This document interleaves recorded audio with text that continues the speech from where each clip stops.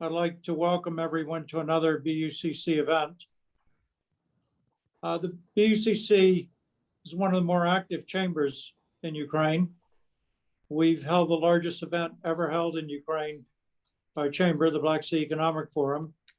And likewise, we held the largest event ever held anywhere in the world for Ukraine, the Ukrainian Week in London. We continue to hold regular events and webinars such as the one today. We have another one coming up soon on British-Ukrainian IT Day. And we're going to try to do some form of webinar for another Ukrainian week promoting British-Ukrainian trade. We also have 3 projects that we're involved in leading, which I think can make a huge difference to the country. First is our project for a legal ombudsman to use what was developed in Sweden to solve the judicial rule of law problem in Ukraine that is resulting in so many denial of justice decisions where property is being misappropriated by decisions that have no genuine legal basis. The other is our project for greater political risk insurance through MIGA. Every country in the world that has conflict has a special program through MIGA, the World Bank's political risk insurance agency, except Ukraine. We believe we could create such a program in several months based on the program used in the West Bank and Gaza, used very successfully. And third, we have a project to try to facilitate Export Credit Agency and other agency and facilities to develop the Donbass. The Donbass needs to be developed as a model. We want to have, like you had before, free Berlin and occupied Berlin. We want free Donbass that is successful. So we depend on membership. We very much hope that all of you will be interested in joining the chamber who are not yet members, and that those who are members will become more active. We have a number of committees. In particular, right now, our legal committee is working with the project for the legal ombudsman that is being considered by the presidential administration. And our IT committee is preparing British-Ukrainian IT Day. So I'm glad that all of you could join us today. And with that, I'll turn the proceedings over to Bogdan. Well, thank you very much, Bate. The indefatigable Bate Toms, a legendary figure in Kyiv, running the BUCC for many, many years, a pioneer in his field. And so first of all, welcome to all members of the BUCC and also to all those interested and potential members or supporters.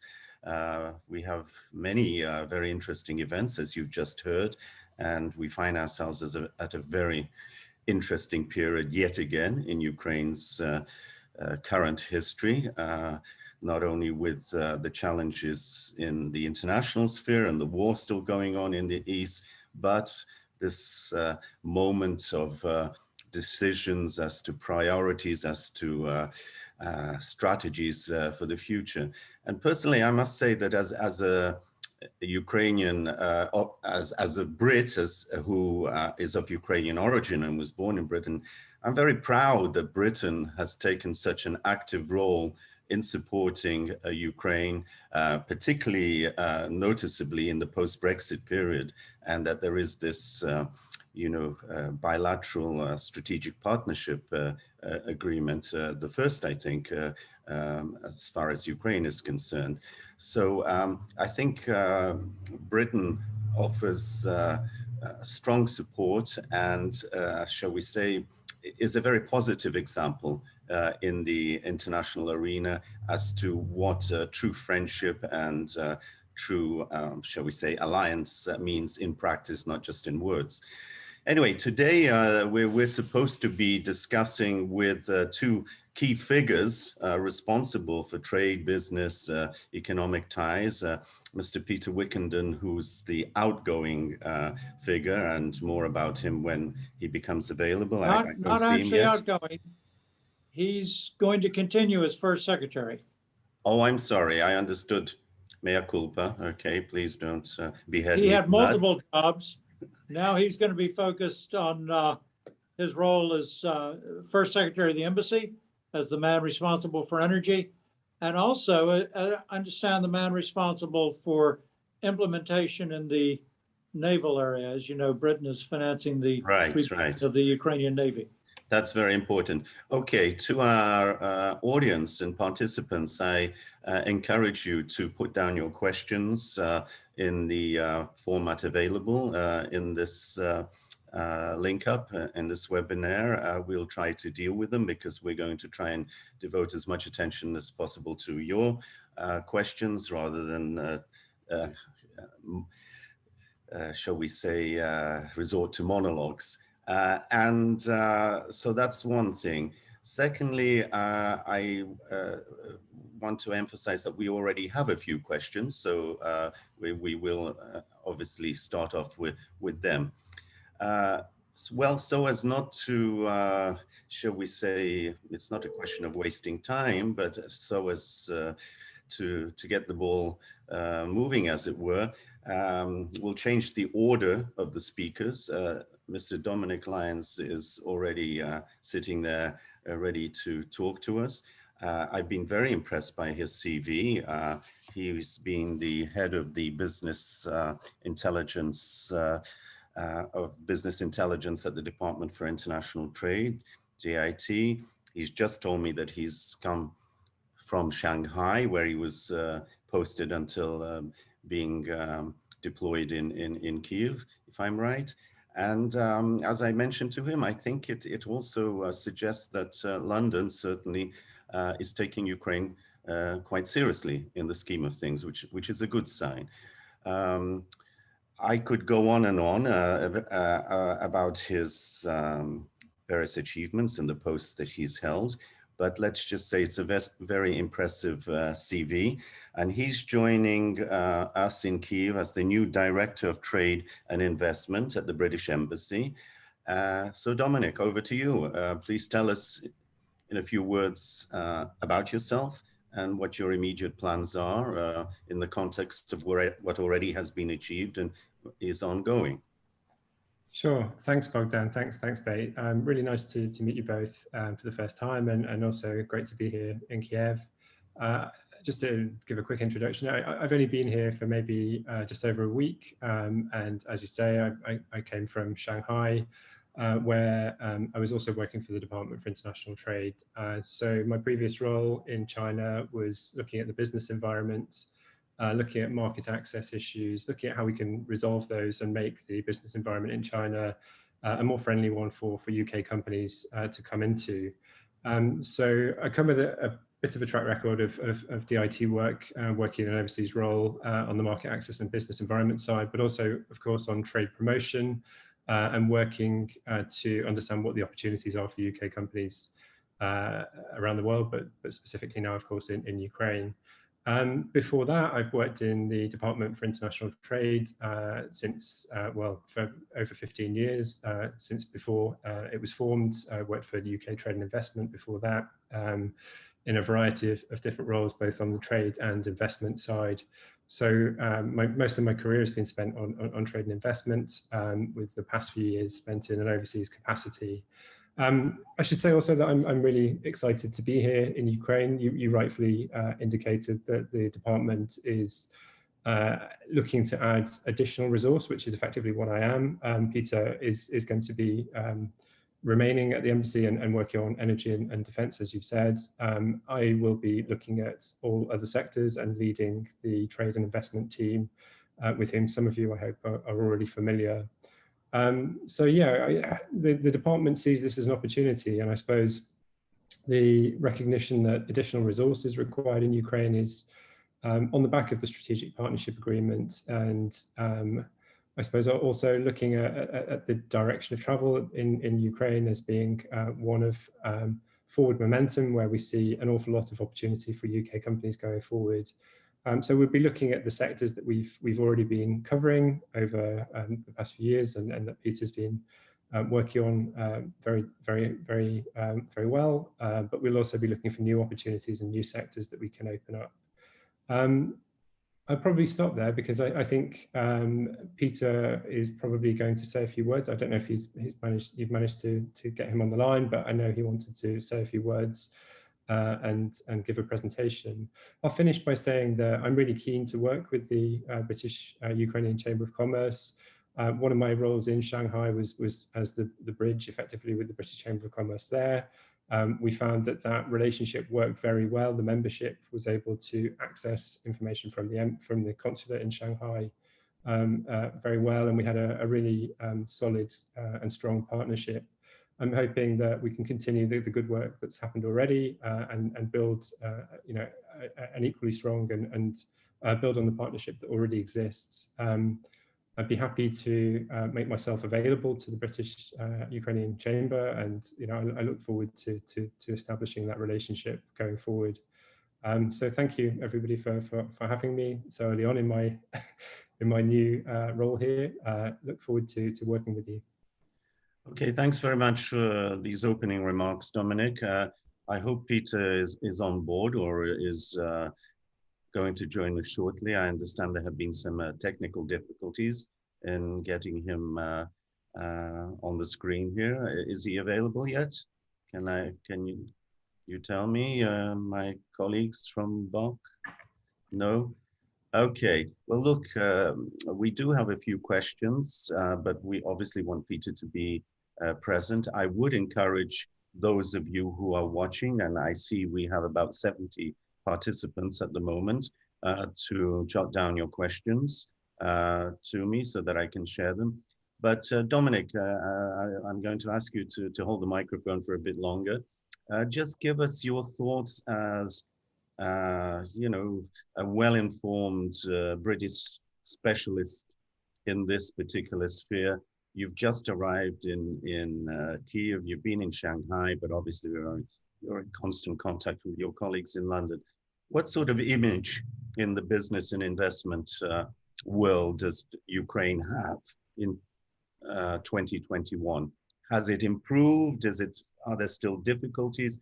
I mean, quite frankly, what are the challenges that you see as a newcomer to this scene, but as somebody who has observed the situation from without? Sure. I mean, I would say a lot of the challenge that we have in Ukraine is probably reputational, and I'm new here, so I'm still learning about what the difficulties are and what the challenges are for companies that are already doing business here. But of course, part of DIT's remit is to attract new business and build a positive message for companies that are looking to enter new markets. I would say that's very much part of the reason that I'm here, to look to attract new companies, as well as working with the companies already here, and to start to build that kind of positive message around the opportunity, the kind of depth of the opportunity here. So I think there's kind of comms and messaging piece that we need to look at and work on.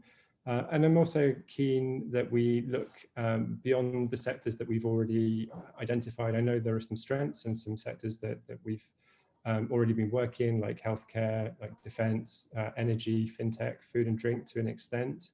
But we're really keen to kind of expand our remit and to look for new opportunities. So part of my role, I think, will be to work very closely with the political team at the embassy and to understand what kind of reform and changes in regulation that might be taking place and where we might be able to influence, and where the opportunities come from when those kind of changes are made through the influencing that we do as a collegiate team within the embassy. So really keen to strengthen our trade links more broadly, but also to work very closely with teams across the embassy to recognize where new opportunities might come from. And I'm sure that on a personal level, having just come from China, you might be willing to share some of your insights and experience with businessmen in Ukraine, because there's a lot of interest from Beijing in Ukraine and then vice versa from Kyiv. And it's a very fluid and dynamic situation, as we know.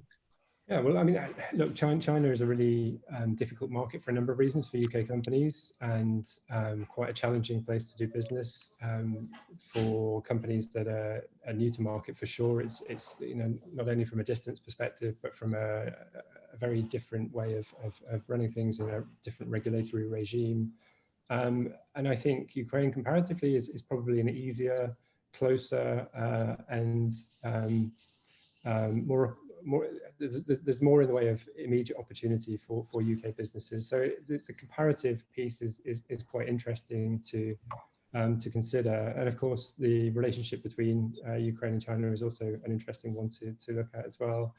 But yeah, we'll be looking at the whole breadth of opportunities and where we can work with companies across the piece. Okay, Dominic, I'll let you off the hook now because I see Peter is sitting there, has joined us. Welcome, Peter. So Peter Wickenden, the First Secretary, Energy and Policy, who has, well, it says here, stepped down from his position as Acting Country Director. But you'll fill me in on what the latest is. And please, there's what now, 74, 75 people watching. A brief update on where we stand, what's been achieved, your personal insights, just to get us in the mood for the question and answer period. So over to you, Peter. Thank you. Good afternoon, everybody. And I must apologize for the technical problems I've had in joining the call. I don't know why that was, but I'm glad I'm now in.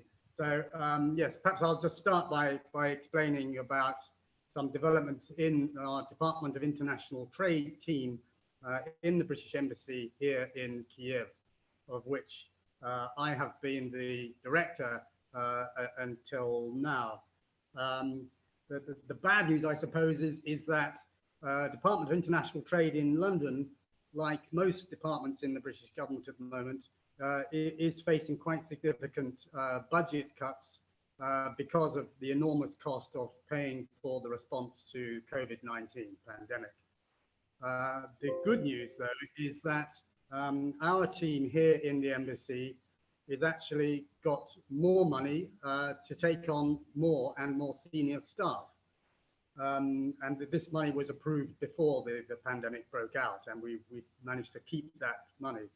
So I've had worn two hats until now in the embassy. My main job is as I'm with the Foreign Office rather than the Department of International Trade, as First Secretary for Energy Policy, where I'm concerned mostly, of course, with things like Russian gas and that sort of thing, and all the problems in the domestic energy markets in Ukraine.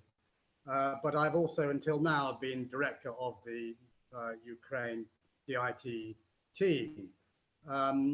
But because of the growing potential of trade and the introduction of the free trade agreement, the appointment of Baroness Mayer as Prime Minister's trade envoy to Ukraine, and the return to Ukraine of UK export finance, all those things mean that UKTI very sensibly, or DIT, sorry, has decided to bring in their own full-time DIT member of staff to take over from me, to run the team full-time, and that's Dominic. It's great to have him here. As I'm sure you've already discovered, he's a very seasoned DIT member of staff, and he's already introduced himself. So I will be handing over in these next few days to him. But as Bate, I think I heard you say that, correctly, that I'm not going anywhere. I'm actually staying here in the embassy to concentrate on my energy policy work, and of course, with all the news about Nord Stream 2 at the moment, that's keeping me pretty busy. I will also continue to be involved in trade policy work, and involved in one sector only from now on, and that is defense and security export sales from the UK to Ukraine. So I'm very happy to continue to be involved in it. I think looking back over the last year since I started the job, last July, obviously bilateral trade was hit fairly severely by COVID-19. It dropped from about 1.5 billion pounds total in both directions in 2019 to about 1.3 billion, a bit less than that, last year. But the figures we have for the first quarter of this year show a fairly healthy increase if you annualize it, where it looks like an increase of about 12% compared to 2019. Let's not compare it to last year.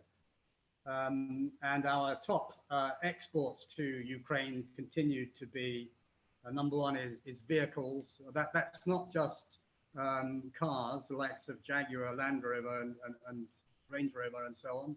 Also, the high-end cars like Bentley and Rolls-Royce do pretty well here. But you may be interested to know that JCB's earth-moving equipment is quite a common sight in Ukraine. They do very well here. But also New Holland, which is a agricultural machinery manufacturer. It's not actually British, but it has a big factory in the UK. That they're exporting several hundred tractors and other machinery to Ukraine every year.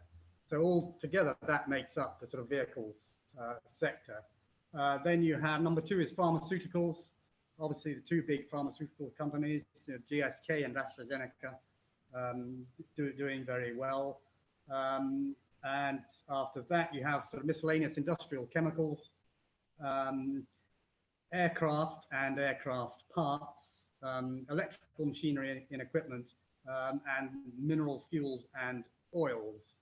And Ukraine's exports to the UK, not that that's a sort of something which the IT is concerned with, but just for your information, Ukraine's exports to the UK mostly take the form of agricultural commodities, sort of cereals, animal fats, and oil seeds, and that sort of thing. But doing quite well and resuming fairly strong growth, so as I can see in the first half of this year. I wanted to run over three other changes to the sort of institutional structures that underpin our bilateral trade, and that is the introduction of three dialogues. And you may ask, why on earth do we need three different dialogues? But I will explain. The first one is a new formation of a trade committee, which is there to implement the free trade agreement, which took effect on the 1st of January this year. And that will continue to look at sort of tariff rates, terms and conditions of trade, trade policy matters, tariff rate quotas, and so on. And it is there to implement the agreement. And that had its first bilateral meeting about a month ago, headed by ministers on both sides. Secondly, at that meeting, it was agreed and it was announced that we would form a commercial dialogue between our two countries to sit alongside the Trade Committee. And that in itself consists of two elements. It'll have a government-to-government part where we will discuss between our two governments sort of business barriers, the investment climate, regulatory issues, and a lot of new sort of issues come and go, and we lobby the Ukrainian authorities on them all the time. And I think it's important that dialogue is kept at the sort of on the governmental level to show that the British government is very concerned about the conditions for British companies doing business or considering investing here. And thirdly, the commercial dialogue will have a business-to-business element, and we envisage that part will be for direct discussions and collaboration between businesses on both sides. You can talk about any area of collaboration that you want to, really. You can make of it what you wish to. It can be industrial collaboration, it could be technology transfer, it can be joint ventures, anything, and partnerships which you might want to form. I see a role for the Chamber, obviously, in kicking off that business-to-business dialogue alongside the two governments taking the lead on the government-to-government dialogue. When will the first commercial dialogues happen? At the moment, we are waiting for a good opportunity from the next sort of senior ministerial visit to Ukraine. We don't know yet exactly when that will be, but we hope there will be a senior visit by a UK minister, probably in the autumn or towards the end of the year. And it would be an ideal opportunity to launch the two elements of that dialogue. I'll just give you a quick update on UK export finance, because I know it's a subject of very widespread interest and indeed some excitement. Ever since they announced last year that they have what they call a risk appetite for Ukraine, totaling £2.5 billion, which is the total amount of exposure to Ukraine for UK export finance to support exports of British goods or services, or indeed to intellectual property that has value to Ukraine. Ever since that announcement was made last October, we've received an enormous number of interesting inquiries and proposals in all major sectors. I think in particular, the interest has been in energy, both the nuclear power sector, principally Energoatom, but also renewable energy. Great number of players in that, including a number of big British investors already here in wind power and solar power. Infrastructure, I think, is another big opportunity. Roads, railways, other sort of public buildings, hospitals, potentially, and healthcare as well. So UK Export Finance has received a number of proposals which it's looking at in all those sectors and others. And I think it takes quite a long time, probably several months at least, for UK Export Finance to consider these proposals in detail, to do its due diligence, and if it decides to lend, then to disperse those funds. But I think in the fullness of time, we will certainly see some projects being financed by UK Export Finance. But the one thing that we do know is going to happen is the UK Export Finance support for the British programme to support Ukraine in rebuilding its navy and its naval port infrastructure on the Black Sea and the Sea of Azov coasts. Negotiations on that whole programme are underway, and UK Export Finance has actually, I have literally just half an hour ago come away from a meeting between UK Export Finance and the Ukrainian government, all about the financing for that programme. So that's being discussed in detail now. So all that, I think, gives me reason to be very cheerful and optimistic and excited about the prospects for expansion of our exports to Ukraine in all of those sectors which I've highlighted. But I just wanted to add that apart from Dominic taking over as the director full-time, we have two new fairly senior positions in the trade team here.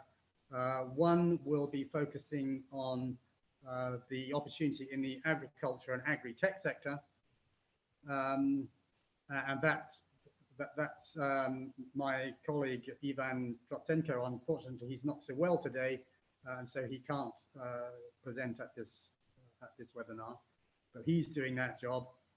There's a massive opportunity there. We've paid for quite a detailed piece of research to be done about the position of the UK in the agri-tech market and the potential for us to grow and increase our market share. That study was very exciting and encouraging, and it concluded that if we try a bit harder to promote the sector alongside our competitors, there is potentially several tens of millions of pounds worth of extra business per year for British companies in the agri-tech sector. The other new member of staff that we have in the team will be, again, a more senior trade officer who will be focusing on renewable energy and green tech more generally. And so when he starts in a couple of weeks' time, he will have a wealth of opportunities to look into right across the board, from wind, again, more wind power, solar power, offshore wind. We know Ukraine has very interesting ideas about developing hydrogen, and those are all areas where the UK has a lot to offer. So a lot of work for him to do when he arrives. So I'll stop there now, and very happy to take any questions. Thanks. Okay, thank you, Peter, for that very comprehensive update. Just for the record, what's your title going to be? It's now just First Secretary for Energy Policy. Okay, well, that's impressive enough. So Dominic acquires the fancy title as the Director of DIT Ukraine. Okay, we've got several questions, and I encourage the audience to send some more in. But first, a question from me, because this was a question that I was asked to pose by a friend when I mentioned that we were going to have this webinar. And the question is simply this: look, this is all very encouraging, and you've just given a very bright picture of the prospects. The question is, to what extent in Britain is this dependent on the government of the day remaining in office? I mean, if there were to be elections in the next year, would this affect the consistency and breadth of Britain's current policy towards Ukraine in the trade and economics investment spheres? In short, just what? Sorry, can I just clarify? Do you mean elections in Ukraine, or No, I mean elections. Yes, well, we have them regularly, but in Britain, if there were to be, if it were not a conservative government, say, and if Labour were to get in, or some coalition, would it alter things drastically, or do you foresee it would be, consistency, business as usual? Well, of course, I can't speak for any particular political party as a civil servant, a servant of the government of the day, as we say.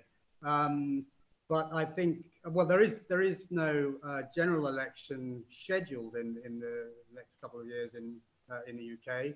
I suppose it is theoretically possible that some sort of snap election might happen, but and who knows what the result of that might be. But I think it is pretty safe to say that our consistent policy, no matter which party is in power, is to do our very best to take advantage of the opportunities which now present themselves in the post-Brexit world. I can't imagine any party wanting to move away drastically from that aim, which is to expand. Well, obviously to continue the strongest possible trade relationship with the EU, but also continue to expand and develop our trade right round the rest of the world. I don't see that changing. Okay, thanks, Peter. That's reassuring. I mean, that's a lot of people have that in the back of their minds, whether they're dealing with Britain or the US or any strong partners or allies of Ukraine. Okay, let's move on then to questions from those that were already posed beforehand. Anna Gorbenko from Healthy Tradition I'm interested to know more about import taxes and VAT for healthy food products from Ukraine. Anything you can say about that? Well, as I said at the beginning, the job of Department of International Trade is to promote and facilitate British exports to Ukraine. And it is not to do the opposite in the opposite direction. If you are looking for assistance in exporting to the UK, then I suggest you approach the Ukrainian Embassy commercial section in London, and they can provide information about UK import tariffs in detail on tariff lines. But I think having said that, in general terms, I think it is true to say that under the free trade agreement, which was sort of rolled over from the EU-Ukraine association agreement, it continues to be the case that 98% of tariff lines entering the UK are very low or zero tariffs. But that does, unfortunately, though, mean that the other 2% does continue to have significant tariffs, and in some cases where products are of particular interest to Ukraine, there are tariff rate quotas. And that I think applies to certain agricultural commodities and particularly chicken. And I'm very conscious, as we all are, that Ukraine would like to enter into negotiations to further liberalize the UK markets for Ukraine's agricultural commodities. And that is the job of the Trade Committee, which I mentioned earlier. And there won't be immediate liberalization. We will wait a couple of years to see how the trends of trade in both directions go. But if it is justified, and if we're, the ceilings of those tariff rate quotas on things like chickens appear to be being reached, then we will certainly look at possibly relaxing or increasing those quotas. And of course, we would like to see what can be done to further reduce tariffs. Right, Peter. Well, you probably answered this one already, but just in case it needs further clarification. Is it possible for Ukrainian entrepreneurs to register an enterprise in the UK? How easy or difficult is it?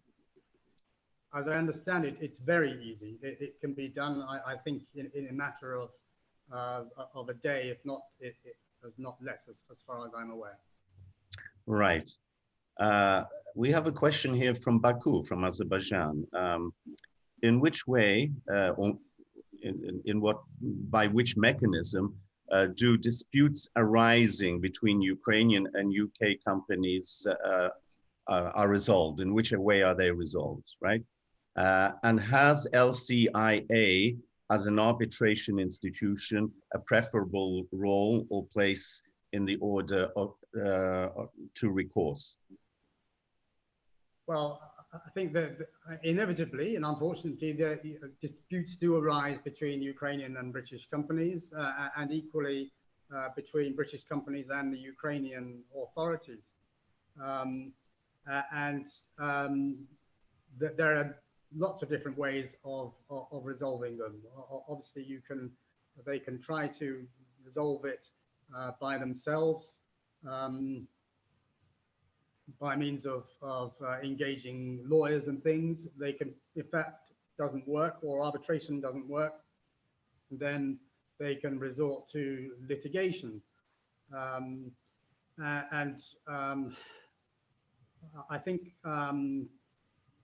it's preferable not to try to resolve things through the courts, because in the short time that I've been here, I've learned already that it can take years for these things to go round and round and up and down the various levels of the court system in this country before things are resolved. So I think that is, I'm sure Bate would agree, although he perhaps has an interest in protracted litigation. It's only as a last resort. Now, typically, the embassy can't really get involved in private commercial disputes between Ukrainian and British companies.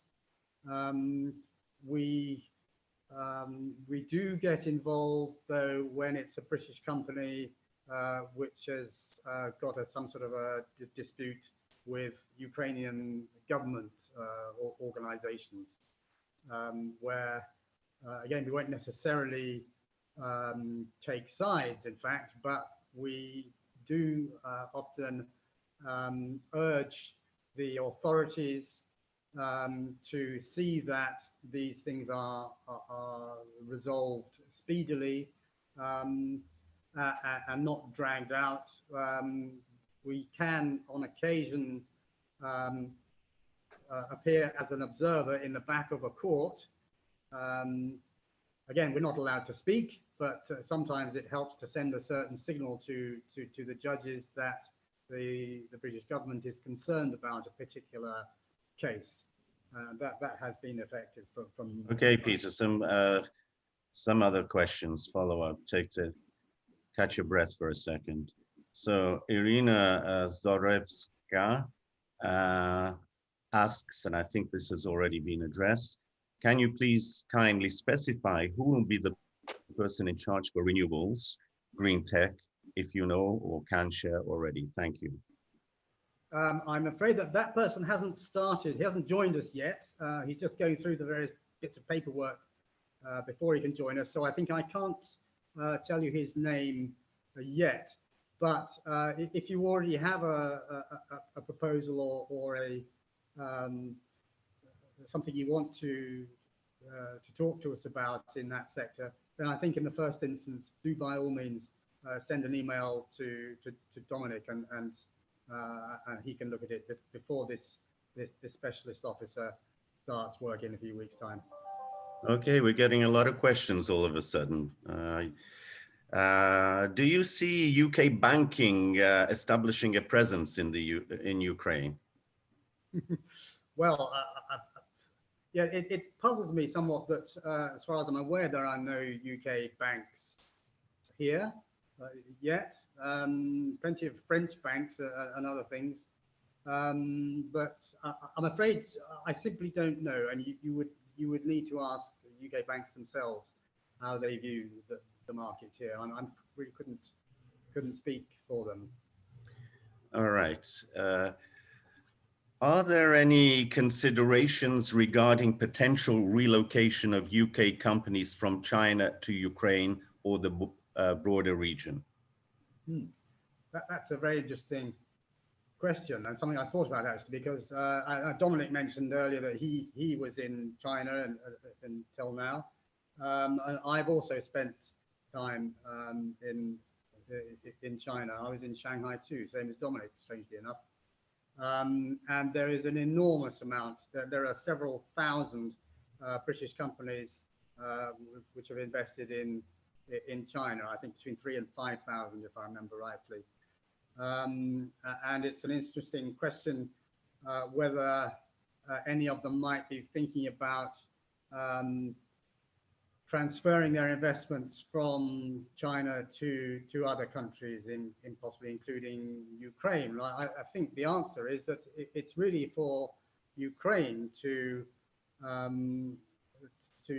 promote what it has to offer, to try to lure British or other companies away from other destinations where they might currently be operating. I can see that in some ways Ukraine certainly has some advantages, maybe being closer to the European market for manufacturers. But then, of course, I mean, it has to be said that China, for all its faults, is an incredibly effective and an attractive investment destination, and it continues to be so.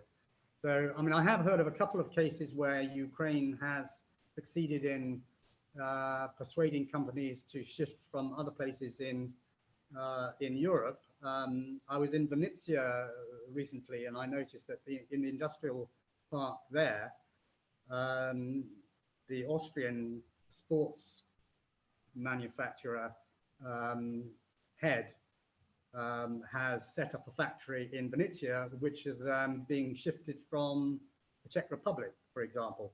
But it's really for Ukraine to try to make its case as an investment destination to those companies operating in China or elsewhere. Peter, we have tons of questions, which may be good or bad news for you in particularly. But so if we can try and keep the answers short, or we can obviously defer some of the questions and answer them in writing. I received a clarification about the banking issue.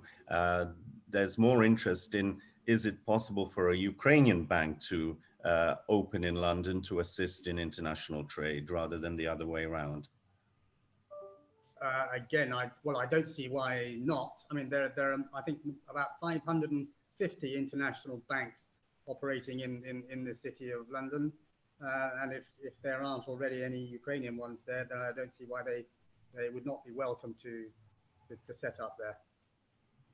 But that is a matter for the UK regulators, obviously, in the Bank of England. Right. Just catch your breath for a moment. I'm going through, there's a lot of very different questions. What support is given to UK companies wishing to set up in Ukraine? In brief, is there support? Well, Ukraine, British companies will sometimes ask us about the investment environment here, and we do support existing British investors here, which run into various problems. And we, as I mentioned earlier, we would do quite a lot of lobbying of the Ukrainian authorities on their behalf. Companies thinking about investing here, they don't generally tend to approach us for practical advice. So that's really the sort of thing that they need to approach a lawyer or the likes of management consultancies to assist with the nuts and bolts of it. But what they do ask us, though, about the political environment and the wider investment environment. And we do, I have to say, give candid and balanced, frank advice about that. Okay, there's quite a few questions where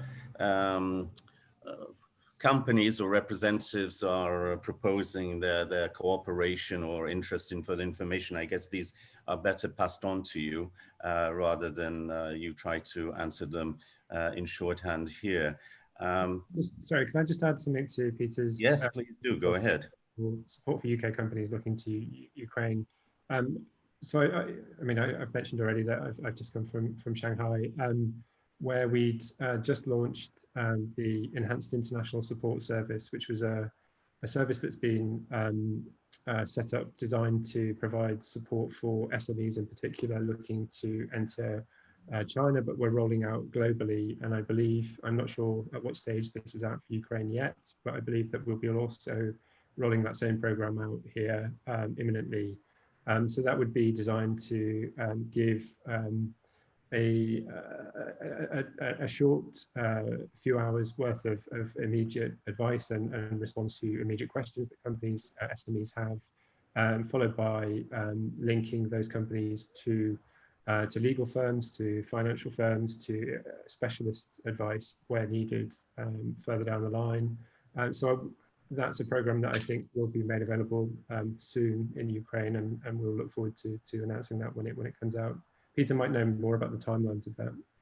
Okay, thank you. That was Dominic Lyons. If you missed the beginning of our discussion, he's the new Director of Trade and Investment at the British Embassy here in, not here, I'm not there at the moment, but we'll be shortly in Kyiv. Dear colleagues, to what extent do you think Ukraine's security and international investments in Ukraine are threatened with the upcoming Russian gas transit suspension via Ukraine, which may fuel more Russian appetite for Ukraine's territory?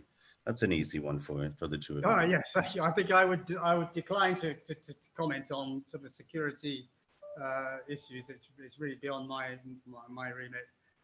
But as I said earlier, with my energy policy hat on, we are observing very closely the whole debate about Nord Stream 2 and about the future of gas transit across Ukraine. The UK position on Nord Stream 2 is that we are opposed to it. I won't say more than that. But I think I'm fully aware that Ukraine wants to respond to the possibility of Nord Stream 2 coming into operation by boosting its own energy security as part of its national security, to look at things like hydrogen and more renewables energy and things like that. And those are all areas where the UK is very well positioned to support Ukraine. There's a question here from Denis Krasnikov, Vice President of the Ukrainian League of Industrialists and Entrepreneurs. And basically it boils down to, is there any scope for cooperation with the UK Embassy and other organizations to preserve our mutual industrial history, given the hard times that the coal mining industry is facing in Ukraine? Well, that's a very interesting question. And indeed, I've read a bit about the history, and I know that Ukraine's steel industry in what is now Donetsk was effectively founded by a Welshman whose name was Hughes, who gave John his Hughes. Name, and others. John Hughes. That's where the name Yuziska comes from. I've read a bit of that history, and I know there's a statue of him in Donetsk. And we have actually been talking to some people who are very interested in preserving that history in the context of sort of possibly the closure of coal mines in Ukraine. One possible thing you can do with an old coal mine, as we have done in the UK, is turn it into a sort of industrial heritage museums. It's something which I think we are very good at, and there's a lot of scope for that. And I think it is very interesting history between our two countries, which links them, and we are in active discussions with various parties about exactly that. I'm looking at Bate because our time is running out. Do we continue for a few more minutes, or do we start rounding up? If it's all right with Peter, I would suggest that we continue a bit as we got started late for technical reasons. Peter, does that suit you? Yes, quite happy to. Yes, certainly. Great. Now that we have Okay. you, I'll lose you.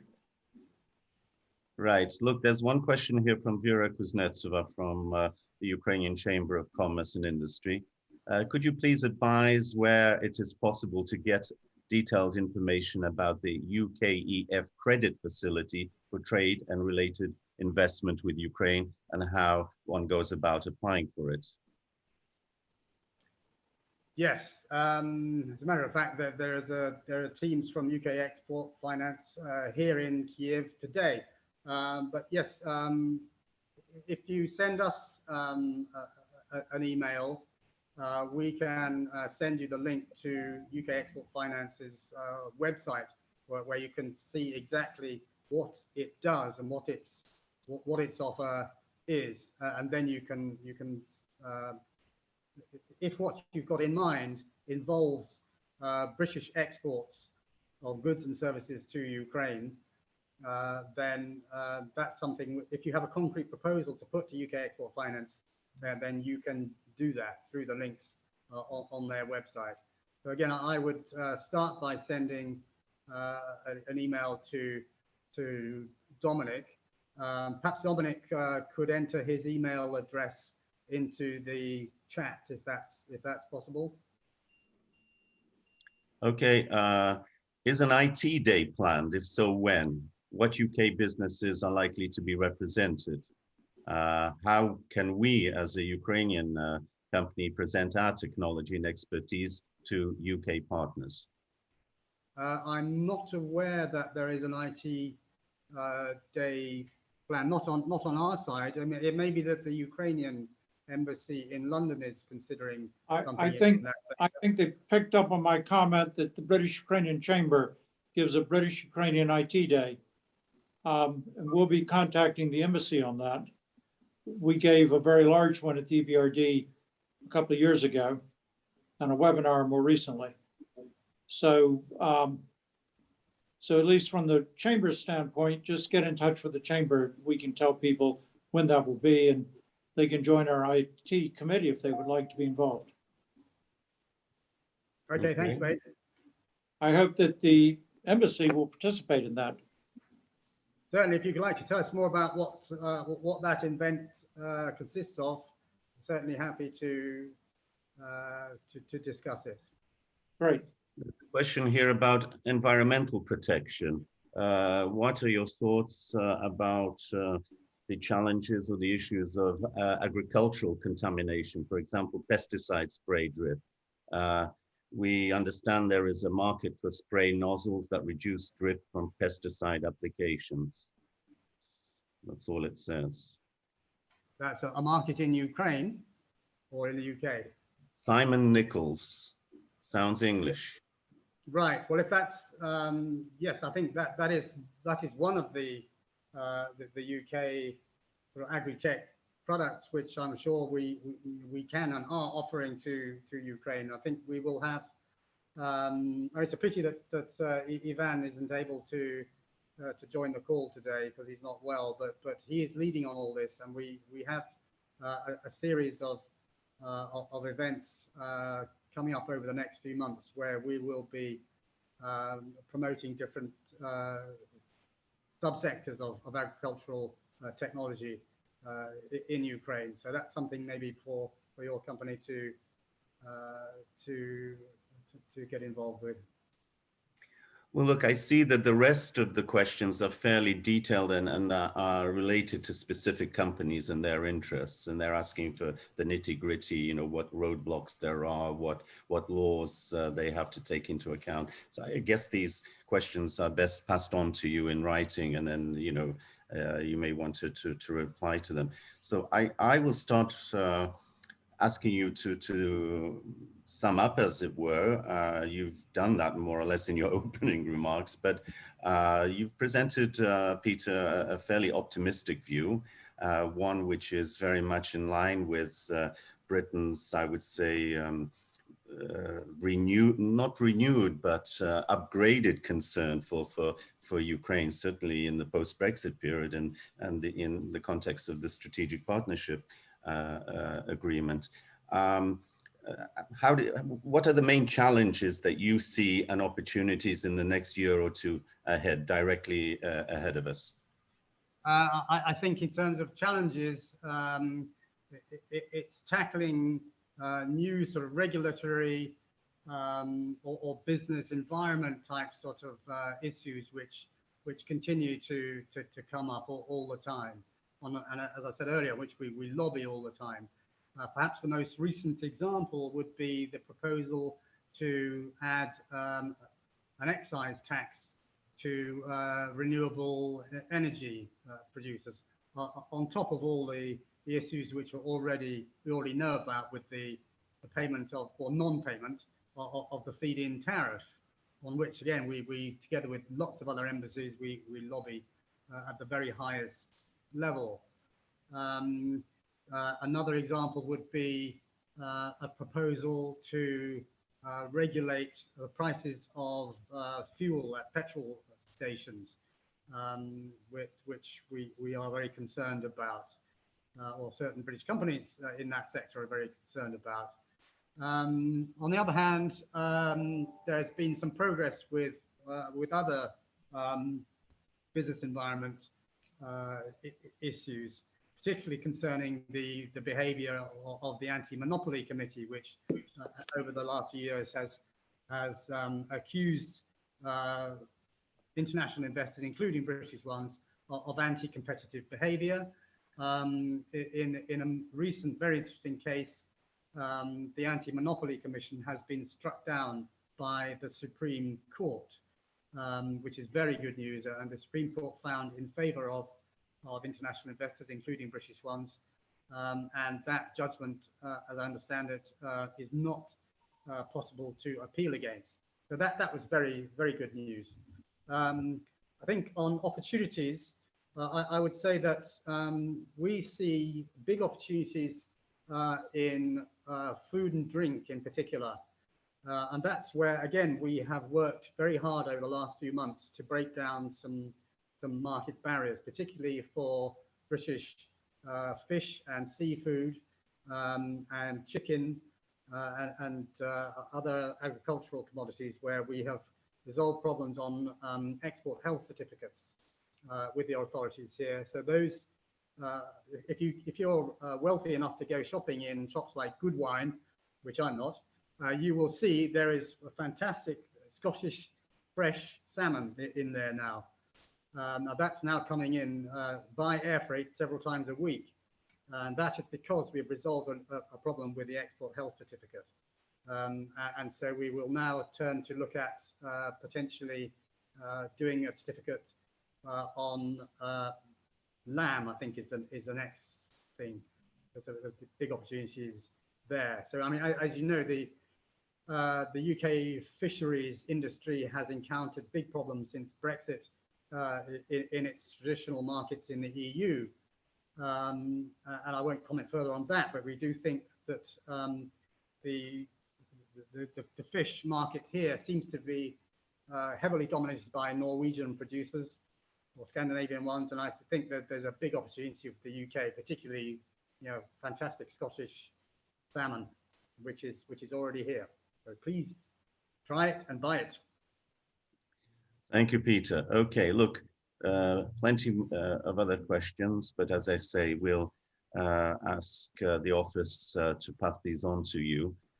Thank you very much, Peter. Thank you very much, Dominic, for your active participation and for making it so interesting and covering so much ground in such a short space of time. Bate, is there anything that you want to add, forthcoming events or anything about the BUCC before we close, Charles? As I mentioned, we're working on a British-Ukrainian IT Day and a attempt to do in a webinar something along the lines of Ukrainian Week in London. And we will be back to people in September, but if anyone has interest in that, please get in touch with us. Okay, so it just remains for me once again to thank the organizers, the BUCC and the staff, to Bate and Maria, to our participants, and to encourage all of you who are watching to become members of the BUCC if you haven't already done so, and to stay tuned. All the best to all of you. Thank you. Thank you. Dziękuję. Proszę. Bye-bye.